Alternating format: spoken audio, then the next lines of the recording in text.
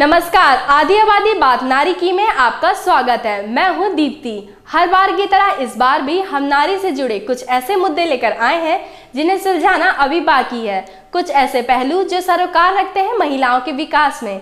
लेकिन उससे पहले हम आपको बता दें, कल पूरे देश में बड़ी धूमधाम से गांधी जयंती मनाई गई, जिस मौके पे महिला एवं बाल विकास मंत्रालय ने महिलाओं के खिलाफ हो रही हिंसा के निवारण के लिए राष्ट्रीय अभियान प्रारंभ किया। आइए तो इस बार हम आपके लिए लेकर आए हैं खादी किस तरह से मददगार साबित हो रहा है गांव से शहर की ओर हो रहे पलायन को रोकने में।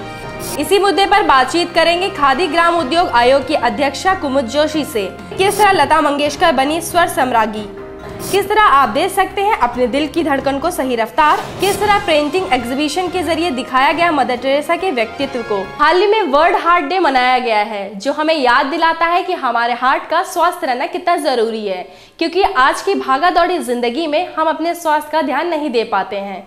लेकिन सामने आई है कुछ ऐसी ट्रीटमेंट जिनके जरिए हम अपने दिल की धड़कनों को सही रफ्तार दे सकते हैं।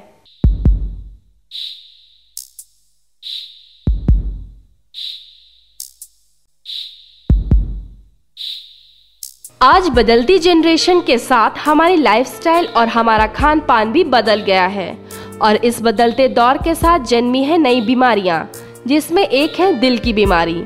यूँ तो इसकी अवेयरनेस के लिए वर्ल्ड हार्ट डे जैसे मौके भी आते हैं, लेकिन उसके बावजूद महिलाओं में ये बीमारी बढ़ती जा रही है। पर यदि हम अपनी सेहत का ध्यान रखें तो इस बीमारी से आसानी से बचा जा सकता है। मेरा एकदम दर्द उठा और जी घबराने लगा। उसके बाद फिर यहाँ आई। डॉक्टर साहब जी ने कहा सारे इलाज का दिखा दिया, टेस्ट करा लिया सारा, और उसके बाद में डॉक्टर साहब देखो मेरे आगे इंजो प्लास्टर हो गया है और वो इंजो करा गया। मेरे ढूंगी जो उठ के मोरा च आ गया कुछ, फिर दिल में पै गया। चलो उन्होंने जब मैंने दब्बिया घुटिया अंदर मंजे ते पाता, फिर नहीं मैंने पता लग गया भी की होया की नहीं। पहले जहां ये बीमारी एक उम्र के बाद ही होती थी, वहीं आज ये बीमारी युवा पीढ़ी की महिलाओं में तेजी से बढ़ रही है। आज लेटेस्ट मशीनों और एंजियोग्राफी जैसी कारगर तरीकों के इस्तेमाल से इस बीमारी पर काबू पाया जा सकता है, लेकिन इसके लिए जरूरी है कि सिम्टम देखते ही तुरंत डॉक्टरी सलाह ली जाए। काफ़ी तरक्की हुई है इस क्षेत्र में, इलाज के क्षेत्र में काफ़ी पिछले 30 सालों में काफ़ी प्रगति हुई है। एंजियोग्राफी करके हमें ये पता लग जाता है कि उसकी कितनी नाड़ियाँ ब्लॉक हैं या हार्ट के अंदर क्या बीमारी है। उसके मुताबिक हम बाईपास सर्जरी या एंजियोप्लास्टी कुछ भी कर सकते हैं, जिससे हार्ट अटैक की बीमारी पे कंट्रोल आ सकता है।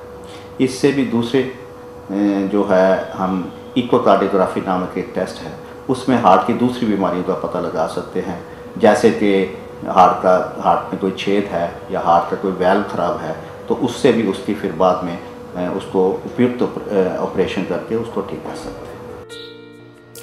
वर्तमान समय में देश में करीब 3 करोड़ लोग दिल की बीमारियों की चपेट में हैं, जिसकी एक बड़ी वजह अपनी सेहत का ध्यान ना रखना, तनावपूर्ण वर्क कल्चर, तली भुनी डाइट और एक्सरसाइज आदि न करने के कारण आज महिलाएं तेजी से इन बीमारियों की चपेट में आ रही हैं। हार्ट अटैक की बीमारी पिछले 30 सालों से एक अजीब व गरीब तरीके से बढ़ी है, और पुरुषों और महिलाओं में लगभग ये बराबर है, परंतु महिलाओं में ये बीमारी पिछले कुछ सालों से और भी ज़्यादा बढ़ी है। इसका मुख्य कारण है कि आजकल महिलाएं भी